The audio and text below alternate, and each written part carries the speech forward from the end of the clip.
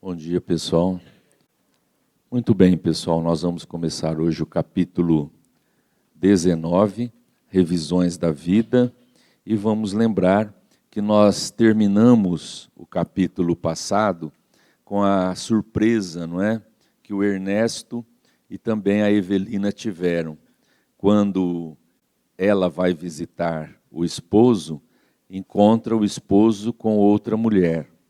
E o Ernesto vai agora no final com ela e percebe que a moça, que há muito tempo era amante do Caio, é a própria filha dele. E a surpresa para os dois, não é? E o Caio e a Vera Celina, que é a filha do Ernesto, eles vão agora para o Guarujá. No Guarujá, o Ernesto tem uma casa e lá está a esposa dele. Então, eles vão também para o Guarujá. Foi até aí que a gente viu. Então, vamos lá.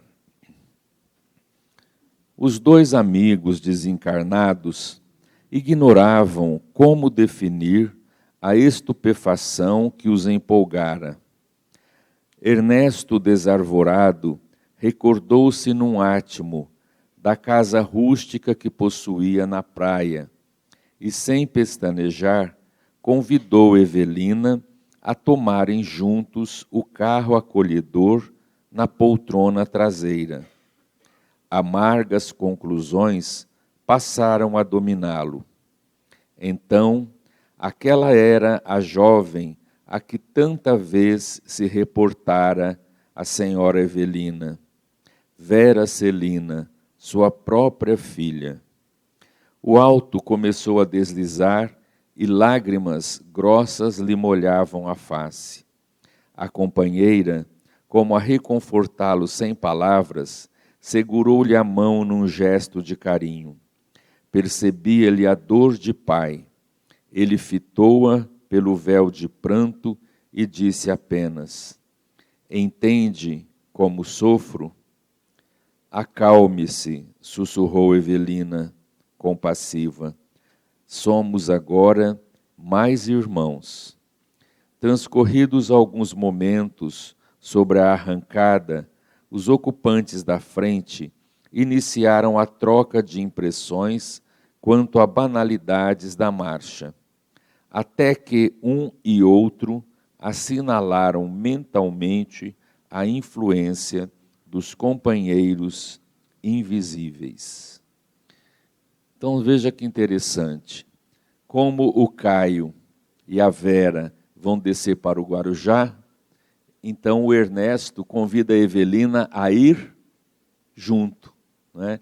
Então eles entram no automóvel, sentam no banco de trás para acompanhar o casal até o Guarujá. Aí a gente fica pensando, né? Será que alguma vez a gente foi sair de carro e tinha espírito junto? Lembra lá do livro dos Espíritos? Os Espíritos, se eles nos influenciam muito mais do que nós supomos, né? Então, na verdade, o mundo espiritual é uma realidade. E o mundo material e o mundo espiritual, eles se relacionam, né? Se interrelacionam, eles interpenetram. Então, nós estamos muitas e muitas vezes cercados de espíritos, né? Daí a necessidade de nós somente sentirmos a vida espiritual através das sugestões mentais. Porque se a gente fosse ter uma evidência clara do mundo espiritual à nossa volta, a gente enlouqueceria, né? Porque são dois mundos, né? A gente ficaria doido.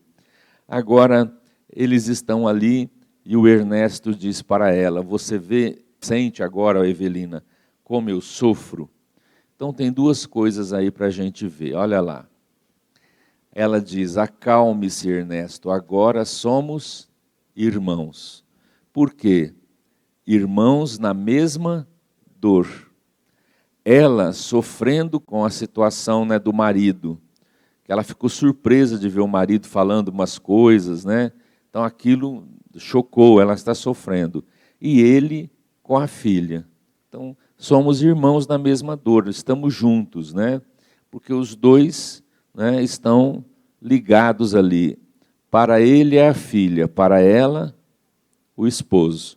A situação atinge os dois. Depois, ele anota assim, ó, Caio e Vera assinalaram mentalmente a influência dos acompanhantes invisíveis. Então veja, a atuação dos espíritos à nossa volta é através do pensamento, sempre. Eles estão conversando banalidades. Os dois estão ali, os dois espíritos. Os dois encarnados mentalmente começam a sofrer a influência dos dois espíritos. Então essa influência, agora nós vamos ver, vai fazer com que eles se recordem dela e dele. E aí a conversa vai rumar para esse lado. Eles vão começar a falar o Caio da esposa e a filha do pai, né? Eles vão começar a conversar. Mas essa conversa, para eles, veio por acaso. Mas, na verdade, eles estão sentindo a influência dos dois espíritos, né? Veja como a influência é sutil, né? A gente não percebe, né?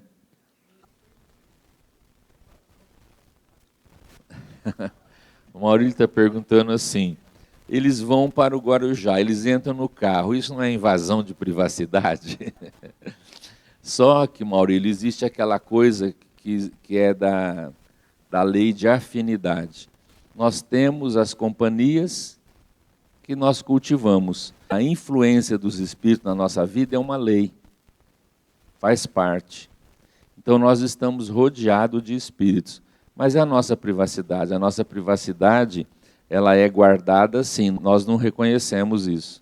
Senão a gente ficava tolhido. A nossa liberdade, ela ia ser tolhida. Você jamais ia fazer uma coisa se tivesse 5, 6 olhando para você. Então, tem essa linha divisória, né? O André está lembrando que o Paulo fala que nós temos uma nuvem de testemunhas, né? Uma nuvem de testemunhas.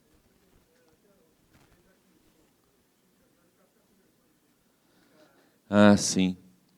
Ele está lembrando o Chico Xavier, primeiro, ele era mineiro, lá com os costumes da época.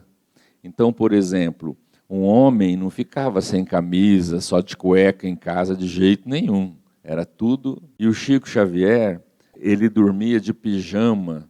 E muitas vezes os espíritos vinham no quarto, então ele dizia que ele tinha que estar bem aparentado, né, para receber os espíritos. Era tão natural a coisa com ele, tão espontânea, ele conta que ele fazia assim, teve um problema lá no quarto dele, ele foi dormir no outro quarto, aí ele deixou um bilhete para os espíritos. Olha que simplicidade, né? Era tão natural, ele falou assim, vai que eles vêm aqui no meu quarto, né? Então ele botou, comunico aos bons espíritos que estou no quarto ao lado, devido. Era tão comum para ele isso, que é como se fosse encarnado, ele via toda hora, estava direto com espíritos, né? Então nós estamos assim. Agora, nós não estamos assim como o Chico Xavier, cercado toda hora e todo, não. Nós temos espíritos que nós nos afinizamos e muitas vezes eles estão conosco.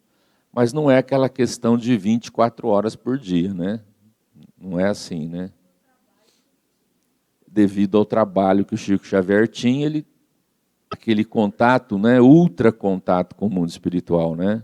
É diferente. Então vamos lá.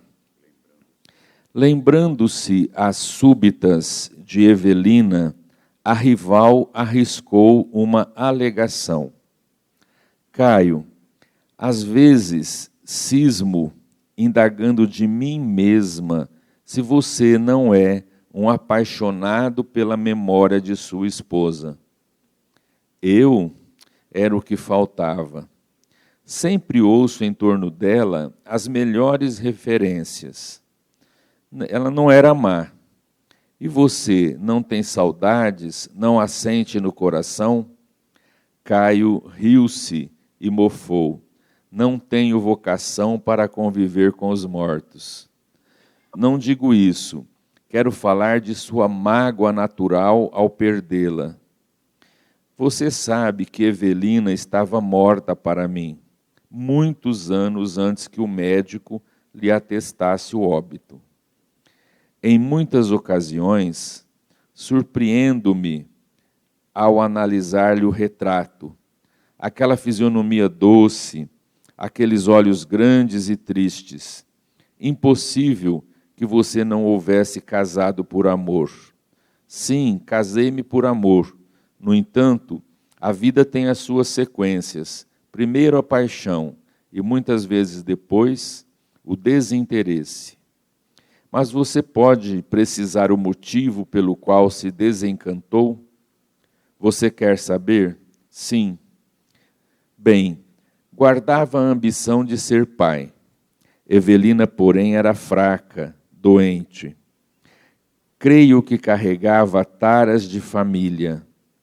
Enquanto não abortou, não lhe vi os defeitos. Entretanto, depois que se revelou enferma e incapaz, o laço do casamento se fez para mim pesado demais. Nos últimos tempos de vida, era mulher rezadeira e chorona. Ao fim de risada franca, o remédio era inventar viagens para estar com você.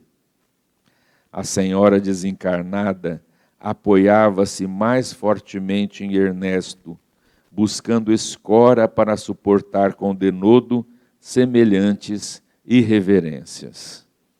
Então eles começam a conversar. Viu a influência, a presença dos dois, como que é sentida pelo casal ali de namorados, né? E eles começam a falar, ela começa a perguntar. Deve ser muito difícil para a Evelina ouvir essas coisas, né? Olha o que ele fala lá primeiro, ó, Caio. Não tenho vocação para conviver com os mortos. Mal sabe ele que ela tá ali, né? Então, ele disse assim, o remédio era inventar viagens para estar com você. Então ele falou assim, eu não tenho vocação, né, para ficar lembrando dela e pensando, não tenho vocação para conviver com mortos.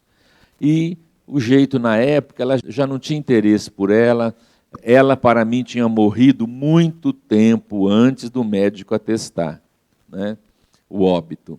Então ele diz assim, eu tinha que inventar viagens para poder estar com você, Vera Celina. Então, nesse momento, a Evelina fica sabendo que todas aquelas viagens de negócio, de trabalho, na verdade, não eram. Então ela se sente ferida, né, no seu brio de mulher, né, de companheira. Ela não imaginava que a situação era essa. Ela tanto não imaginava que ela, no mundo espiritual, antes de vir aqui para encontrar os encarnados, a casa dela, ela dizia assim, que ela voltaria, e por certo o Caio estava sofrendo muito, desejoso de morrer logo para encontrar com ela. Lembram que ela falou isso? Então ela está vendo a paisagem totalmente diferente do que ela imagina, não é? Então a gente começa a ver que é difícil para nós que ficamos. Os nossos entes queridos vão e é difícil para nós. Mas também é muito difícil para eles. Nós vamos ter que acostumar com aquilo que ele fala. A vida segue. Nós não podemos parar, estagnar, senão a gente adoece. A vida segue, não é? Então a gente vai ter que acostumar com a ausência, né, com a saudade, né, com as coisas que a gente fazia no dia a dia, tem que mudar tudo na nossa vida, né? E os desencarnados também. A ausência do lugar, porque você está vivendo aqui uma vida inteira e, de repente, você muda de dimensão, não é de casa, não, é de dimensão. Começar tudo de novo. Então, é a saudade, a adaptação no mundo espiritual. Então, para os dois lados, essa transição, tanto para vir quanto para voltar, ela é difícil para o espírito aprender com isso tudo, né? E ela sentia tanto isso que ele diz lá, ó, Evelina apoiava-se mais fortemente em Ernesto, buscando escora para suportar com denodo semelhantes irreverências. Porque o Caio, ele não está apenas falando dela com seriedade, ele está falando com ar de irreverência, zombando da situação, né? Então aquilo é que para ela pesava mais, né? Ele não estava respeitando a memória dela, ele estava falando de uma maneira jocosa, né?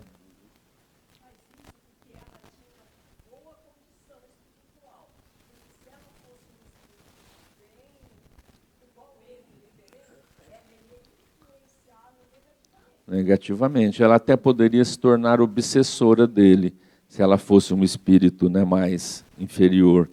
E também a gente tem que levar em consideração que ela está no mundo espiritual aprendendo há 2 anos. Lembra que ela começou a frequentar o instituto lá na colônia espiritual, o Instituto de Estudos do Espírito, né? Aprendendo um monte de coisa. Então, eles, os dois, cresceram na vida espiritual. Tiveram agora uma nova visão da vida. Então, tudo isso ajuda. Agora, se tratar de um espírito inferior, uma esposa vingativa com ódio dele, podia até influenciá-lo negativamente, né? Obsessão, né?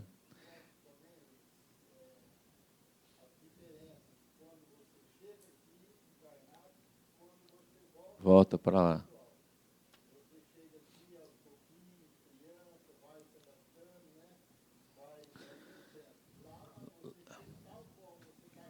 É de uma hora para outra, né? Você está mudando de lugar, de tudo, né? De vida, né? Muito bem. Então, com essas irreverências, ela se mantém equilibrada. Como a Ivanilde falou, se não fosse, poderia transformá-la em obsessão. Então, trate bem as mulheres de vocês, viu? A Dona Ivone diz, num livro dela, que os obsessores mais cruéis que ela tinha conhecido na vida espiritual eram mulheres. Por quê? Ela diz assim, porque a mulher tem um sentimento muito muito profundo. Por exemplo, uma coisa que o homem sente, a mulher sente muito, muito, muito, muito, muito mais intensamente. Ela sente. Então, por exemplo, a mulher, ela ama, ela renuncia mais que o homem em favor do homem. Se inverter e ela ter raiva e vingança dele, esse mesmo sentimento grandioso para o bem, ele se transforma num sentimento grandioso para o mal, né? Para a vingança, por exemplo, né? Então, a mulher sente mais intensamente as coisas, né? Então, vamos lá. Oi.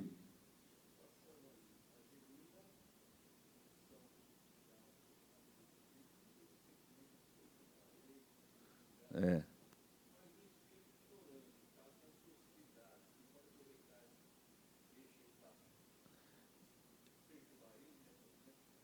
Assim, se o Caio tiver companhias espirituais, os espíritos inferiores que ele atrai, né, eles vão receber influência do mesmo jeito, né? As nossas companhias são atraídas por nós, sempre. Então vamos lá. Vera, dando a ideia de quem não desejava descambar para o desrespeito, desviou o rumo da conversação perguntando: Caio, não poderemos, por nossa vez, sonhar com uma casa enriquecida de filhos? Ele lançou-lhe rápido, mas expressivo olhar furtado ao volante e contestou: Depende. Depende do quê? Quanto a casar, sei que nos casaremos. Mas pense, Vera, negócio de criar filhos não é brincadeira. A saúde de sua mãe não me encoraja. Aquelas manias, aquelas crises. Qual se fora sacudido pelos pensamentos do sogro desencarnado, a se lhe projetarem na mente, partindo da retaguarda, Serpa contrapôs: que me diz de seu pai?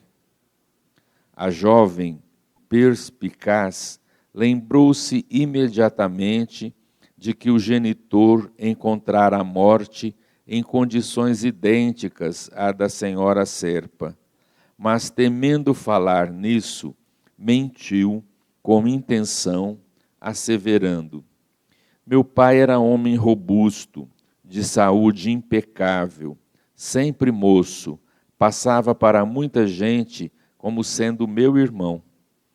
Que lhe teria marcado o fim? Operou-se de umas verrugas sem importância e não teve o cuidado preciso. Antes da cicatrização perfeita, começou a cavoucar no jardim, cortou-se e adquiriu a infecção que o levou, tétano, isso mesmo. Psiquicamente, como era ele? Um homem muito inteligente e às vezes folgazão, qual você mesmo, embora tomasse a vida muito a sério.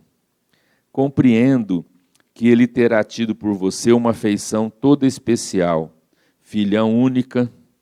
Engana-se. Meu pai de certo que me estimava, mas era corretor de muitas atividades, ocupadíssimo, quase sem tempo para a casa. A não ser a criatura providencial do ponto de vista econômico, que se esmerava para que o dinheiro não nos faltasse, como pai, não me lembro de algum dia em que se sentasse ao meu lado para ouvir-me ou aconselhar-me em assuntos do coração. E nos meus casos de menina, bem que necessitei, mas não dispunha de uma hora ou outra para isso. Pelo menos era o que dizia. Nunca pude contar-lhe nem mesmo os meus problemas de colégio. Fantine escutava, acusando-se humilhado, abatido, a confessar para si próprio que daria quanto lhe fosse possível, a fim de voltar atrás, de modo a ser para a filha o pai afetuoso e vigilante que não buscara ser. Então, olha só, gente. Agora muda a conversa para ela e ela começa a falar do pai, né? Começa a lembrar-se do pai. E começa a dizer, só que ela mente para o Caio, porque ela sabe que o pai morreu nas mesmas condições que a Evelina, mas ela não quer falar isso, né? Então ela inventa que ele tirou umas verrugas e não teve cuidado, a infecção veio e morreu, né?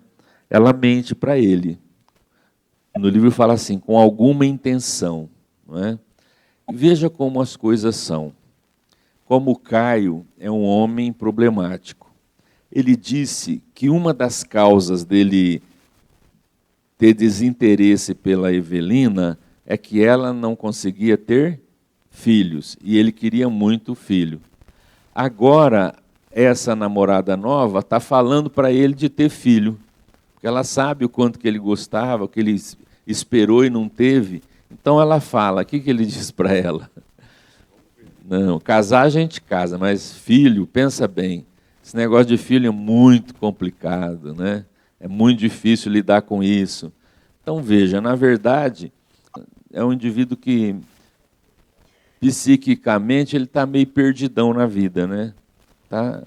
Não sabe bem o que quer, não é uma pessoa, né, centrada, que tem objetivo, né? Não. E ele disse assim, casar a gente casa, só que ele está enrolando a moça há muito tempo e não resolve a situação com ela, né? Agora é a vez do Ernesto. Ouvir a filha falar dele, né? Olha que situação, né? E ele ouvindo aquilo tudo, a filha dizendo que ele nunca teve tempo para a família, que ele trabalhava muito, que dinheiro nunca faltou, ele esmerava-se em dar tudo isso para a família, só que nunca ele teve tempo de interagir, de ouvir a menina, de estar mais próximo, né? E ela reclama disso, né? Faltou isso para ela, né? Na vida. Ela reclama disso. E ele ouve tudo isso. Quando ele ouve, olha lá, gente, que ele diz. Ernesto escutava, acusando-se humilhado, abatido, a confessar para si próprio que daria quanto lhe fosse possível a fim de voltar atrás, de modo a ser para a filha o pai afetuoso e vigilante que não buscara ser. Naquele momento, então, ele sente quanto ele errou na vida, né? Que ele podia ter dado um tempo à família, à filha, que era filha única, né? Então, uma só ele não deu conta, né? Conversei com um rapaz agora aqui que tem 7. Se tivesse 7, então, estava perdido, né? Ele era um homem bom, mas a vida, né? A pessoa vai se envolvendo e não vê certos valores que são imprescindíveis na vida da gente. Então, sem querer, ele afastou-se da família e, sobretudo, afastou-se da filha. Agora ele se sente humilhado, abatido, e ele se culpa. Chico Xavier fala que o maior sofrimento para o espírito desencarnado é perceber o significado da reencarnação e ver que ele perdeu tempo, que coisas que ele podia fazer e ele não fez, né? Então isso tudo na vida espiritual nos abate mesmo, né? A gente vê, poderia ter feito isso para os meus filhos, poderia ter agido assim e não agir. Então isso tudo reflete na vida espiritual. Mas nós não podemos ficar presos, amarrados ao passado, né? Erramos, a experiência da vida foi essa, agora a gente aprendeu, está mais fortalecido e vamos adiante, vamos seguir. Quando a gente fica com a ideia cristalizada do erro que a gente fez e não se perdoa, aí a situação piora, né? A grande questão é a gente admitir o erro, estar consciente da nossa falha e seguir à frente, dizer, da outra vez eu vou fazer de forma diferente, eu vou fazer melhor, eu tenho que seguir adiante, e não parar e ficar no complexo de culpa, porque a culpa, o remorso deixa a gente amarrado, a gente não vai para frente, né? Então o Ernesto está sentindo isso, a dureza de ouvir a filha falar tudo isso a respeito dele, né? Então vamos lá. O diálogo, porém, prosseguia. Certamente, em compensação, você contou com o carinho materno. Também não. Desde cedo, percebi que minha mãe é irritadiça, desanimada, gosta de estar só, e conquanto não me negue atenção, até hoje manda que eu me decida em tudo para mim mesma. Ela e seu pai viviam bem? Nada disso. Minha mãe, aos meus olhos, sempre pareceu tolerar meu pai, sem amá-lo, embora se esforçasse diante dele para mostrar o contrário. O infeliz chegava a perceber, tornou Caio galhofando. Acredito que não. Como explica você a perturbação da velha depois que ele se foi? Não será isso a dor de perdê-lo? Duvido. Assim que meu pai morreu, ela foi tomada de terrível transformação, como se o odiasse às ocultas. Queimou-lhe os objetos de estima, quebrou-lhe o relógio de bolso, rasgou-lhe os retratos. Imagine, nem orações quis por ele. E foi piorando, piorando. Agora é como sabemos, recusa tratamento, isola-se, fala sozinha, ri, chora, lamenta-se e ameaça o silêncio e a sombra, julgando ver e ouvir os mortos. Estranha situação. Olha só o caso da esposa do Ernesto. Veja que situação. Segundo a filha, em verdade ela não amava o marido, suportava a presença dele, né? Embora ela demonstrasse para ele diferente, né? Que estava tudo legal, tal, mas ela não tinha esse amor, essa coisa pelo marido, né? E a filha mostra que ela viveu num lar meio desintegrado. Tanto é que ele pergunta para ela, mas a mãe te ajudava, a mãe era próxima. Ela diz também, não. Minha mãe sempre foi irritadiça, desanimada, uma mulher problemática. Então a gente vê que a Vera Celina, ela teve uma experiência aqui na vida com pais distantes. O Ernesto, como que envolvido só na questão do trabalho, na questão financeira. A mãe, doente, né, meia fora de si. Agora, ela diz assim, depois que o meu pai morreu, ela piorou. Foi agravando essa situação dela de irritação, e agora ela está assim. Olha só o estado da mãe. Minha mãe recusa tratamento, isola-se, fala sozinha, ri, chora, lamenta-se e ameaça o silêncio e a sombra, julgando ver e ouvir os mortos. O que é isso, gente? Obsessão, né? A mulher, ela sempre foi meia influenciada, né? Influenciada por espíritos. A gente vê que ela sempre foi uma pessoa. Agora, com a morte do marido, essa situação agravou. Então, ela não quer tratamento, quer viver sozinha, não quer saber. Não quer... E o máximo é que ela olha, né, para a sombra, né, para o silêncio, e começa a acusar, né, começa a ameaçar, como se ela estivesse vendo os mortos. Então, ela está numa situação de obsessão, de influência mesmo espiritual, né? Tanto é que ela está nesse desequilíbrio. Nós vamos ver depois por que ela está nessa situação e por que isso começou a acontecer mais fortemente depois que o marido morreu, né? Por que aconteceu isso? A gente vai ver depois. Podemos seguir? Embora reconfortado pela simpatia de Evelina, Ernesto dava curso às lágrimas. Guardava os apontamentos da filha, qual se a desconhecesse até então. Verdade que não fora homem de explosões afetivas, entretanto, nem de leve supunha fosse detestado no lar. Teria a jovem razão? Por que se teriam alterado as faculdades mentais de Elisa? Que haveria ocorrido naquele longo pedaço de ausência? Enquanto os dois desencarnados se identificavam sob rigorosa análise naquele retrospecto, esvaiu-se o tempo e o carro fez parada no ponto terminal. A casa singela, docemente iluminada dentro da noite. Então, o Ernesto, mais uma vez, ele é tomado de surpresa, porque para ele, a mulher sempre gostou dele.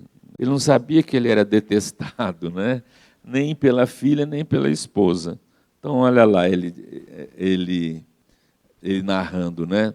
Ernesto nem de leve supunha fosse detestado no lar. Teria a filha razão?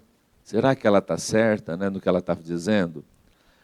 E ele também pergunta, por que se teriam alterado as faculdades mentais de Elisa, que é a esposa dele? Por que aconteceu isso com ela, né? que haveria ocorrido naquele longo pedaço de ausência? 2 anos, né? E ele começa a perguntar: o que será que aconteceu para ela, Elisa, estar com as faculdades mentais alteradas? O que sucedeu, né? Então a gente vê que no retorno, creio eu, que o Ernesto enfrenta uma situação mais difícil que a Evelina, né? Porque a Evelina, ela tinha aquele sonho do marido e se decepcionou com ele. Agora o Ernesto, primeiro ele teve a grande surpresa que a filha era amante de um homem casado. Naquela época isso era assustador, né? Ele ficou sabendo que a filha era amante de um homem casado. Depois ele soube que a filha não tinha muito carinho por ele, não. A relação dele com ela era distante. Terceiro, ele também não esperava que a mulher também não tinha esse afeto por ele. Ela disfarçava, né? Em último lugar, ele não sabia que naqueles 2 anos aconteceu essa mudança das faculdades mentais da esposa. Então é um monte de coisa ao mesmo tempo para ele, né? Então para ele está sendo mais difícil, né, do que para Evelina, né, nesse momento de dificuldade. Lembro do André Luiz, os espíritos sempre adiando, porque ele precisa ter um preparo espiritual para enfrentar a situação aqui na Terra, porque as coisas mudam. Lógico que não é regra. Você pode voltar do mundo espiritual daí 2 anos e você encontrar a família como era, nas mesmas situações, né? O caso específico aqui foi muito chocante, então eles tinham que ter preparo. Agora veja como os espíritos sabem tudo, né? Os espíritos superiores, né? Os mentores ali, eles sabem tudo. Ernesto e ela falavam de voltar para o lar e eles diziam: por enquanto não, por enquanto não. Porque realmente só volta quando a gente estiver preparado, com condições de entender as surpresas que a gente vai encontrar aqui, né? Então quer dizer que às vezes alguns espíritos voltam mais rapidamente para rever o lar, a família, porque não vão encontrar nenhuma situação chocante, né, com tanta mudança, com tanta coisa, para ter que ter força espiritual para lidar com a situação nova, né? A gente vê como também os dois progrediram no mundo espiritual nesses 2 anos, né? Porque agora eles estão vendo tudo isso, eles estão sentindo naturalmente a situação. Então eles sofrem com isso, mas não se desesperam, né? Não se desequilibram, né? Eles vão ver a situação e depois nós vamos ver que eles dois, eles mesmos vão tentar ajudar a família. Nós vamos ver o desenrolar dos acontecimentos. Então, eles chegam à casa dele no Guarujá. E a casinha está lá, iluminada, e eles agora vão entrar e vão ver a Elisa, a esposa do Ernesto, mãe da Vera Celina. A gente vai entrar na casa dele só semana que vem. Tá bom?